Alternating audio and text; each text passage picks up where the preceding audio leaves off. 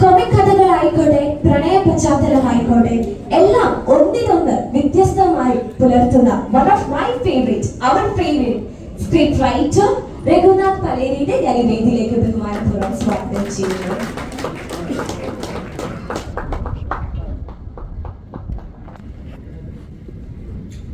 മലയാളികളുടെ പാഠ്യ സംസ്കാരത്തിന് പുതിയ ഭാവനകൾ തീർത്ത പ്രിയപ്പെട്ട കവി, ഗായകൻ, സംഗീത സംവിധായകൻ, ബഹുമാനപ്പെട്ട പത്മശ്രീ കൈതപുരം ദാമോദരൻ നമ്പൂതിരിയെ ഞാൻ ഈ വേദിയിലേക്ക് സ്വാഗതം ചെയ്യുന്നു.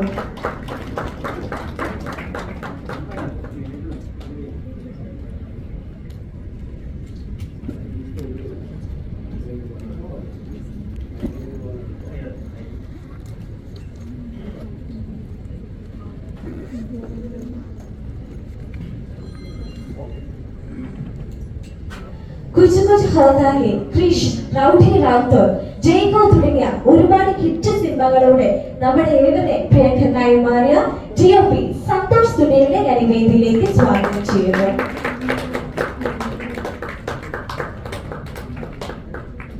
ഈ സിനിമയുടെ സോളായ നിഖിൽ മഹേശ്വറിനെ അനശ്വരമാക്കി തീർന്ന നമ്മുടെ ഏവരെ പ്രിയപ്പെട്ട ആക്ടർ വിനീത് കുമാറിനെ ബഹുമാനപൂർവ്വം സ്വാഗതം ചെയ്യുന്നു.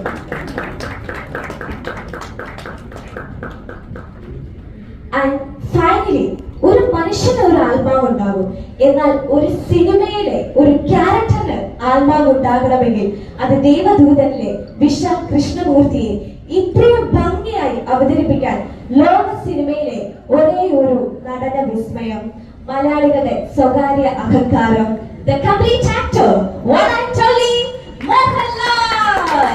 സോ നമ്മുടെ ഏവരെയും പ്രിയപ്പെട്ട ലാലേട്ടനെ ഞാൻ ബഹുമാനപൂർവ്വം സ്വാഗതം ചെയ്യുന്നു.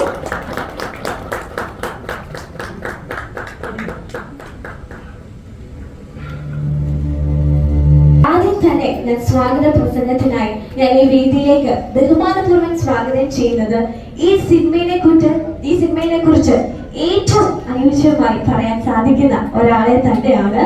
സോ ഏറെ ബഹുമാനപൂർവ്വം ഞാൻ വേദിയിലേക്ക് സ്വാഗതം ചെയ്യുന്നു M. രഞ്ജിത്ത് സാർ. നല്ലൊരു കയ്യടി നൽകിക്കൊണ്ട് നമുക്ക് അതിന്റെ വേദിയിലേക്ക് സ്വാഗതം ചെയ്യാം.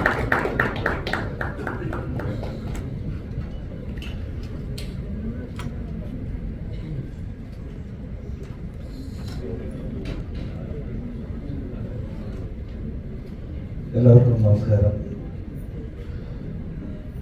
വളരെ അപൂർവമായി മാത്രം സംഭവിക്കുന്ന ഒരു കാര്യമാണ് ഇവിടെ നടക്കുന്നത്.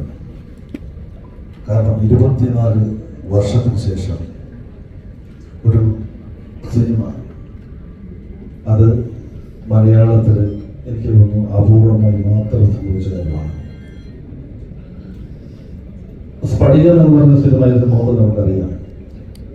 പക്ഷെ എന്തുകൊണ്ടും അന്ന് സ്ഫടികം എന്ന് പറയുന്നത് ഒരു വലിയ വിജയ ചിത്രമായിരുന്നു.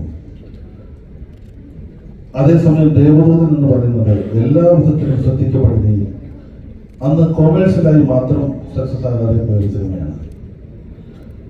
അതിന്റെ പിന്നിൽ പ്രവർത്തിച്ചവരെല്ലാവരും വളരെ വലിയ വലിയ ആളുകളാണ്.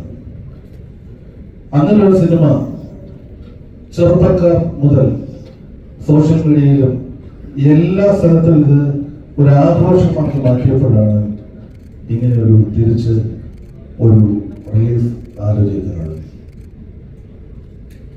എന്തുകൊണ്ടും അന്ന് ഇത് ശ്രദ്ധിക്കപ്പെട്ടില്ല എന്ന് പറയാം. പക്ഷേ അതിലെ പാട്ടുകൾ എത്രയോ കാലമായിട്ടാണ്, അതിലെ സീൻസുകൾ എത്രയോ കാലമായി ആളുകൾ കാണുന്നുണ്ട്. അതുപോലെ തന്നെ അതിന്റെ എല്ലാ വിഭാഗത്തിലുള്ള ആളുകളെയും ഇന്ന് ഇന്ത്യൻ 2 ചെയ്യുന്ന മുത്തുരാജ് ഉൾപ്പെടെയുള്ളവർ വർക്ക് ചെയ്ത സിനിമയാണ്. അന്നത്തെ പാട്ടുകളും എല്ലാം അതുപോലെ തന്നെ ഇവിടെ